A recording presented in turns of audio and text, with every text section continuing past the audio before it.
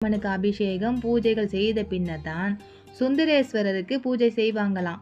பக்தர்களும் அன்னையை வணங்கியதற்கு அப்புறமா தான் அப்பனை வணங்குவாங்களாம். மதுரை மீனாட்சி அம்மன் கோவிலில் பல அதிசயங்கள் இருக்குன்னு சொன்னேன் இல்லையா? அதில் ஒன்றுதான் மீனாட்சி அம்மனை 8 விதமான சக்திகளாக பாவிப்பது. இது மற்ற எந்த கோவில்களிலும் இல்லாத தனிச்சிறப்பு. அன்னை மீனாட்சியின் 8 விதமான அலங்காரங்கள் குறித்து பார்க்கலாமா? நடை திறப்பின் போது பாலாம்பிகையாக, அதிகாலை புவனேஸ்வரியாக, அதாவது 6 முதல் 8 நாழிகை, காலையில் கௌரியாக 12 முதல் 15 நாழிகை, மதியம் ஷியாமளாவாக, சாயரக்ஷையில் மாதங்கியாக, அர்த்த ஜாம பூஜையில் பஞ்சதசியாக, பள்ளியறை செயல்களில் சோடசியாக, திருவனந்தல் பள்ளியறையில் மகா சோடசியாக. அன்னை மீனாட்சிக்கு தினமும் 5 கால பூஜைகள் நடைபெறுகிறது. அந்த சமயங்களில் நான் இப்போது சொன்ன 8 அலங்காரங்களில் அன்னை மீனாட்சி காட்சி தருவதை நாம் காணலாம்.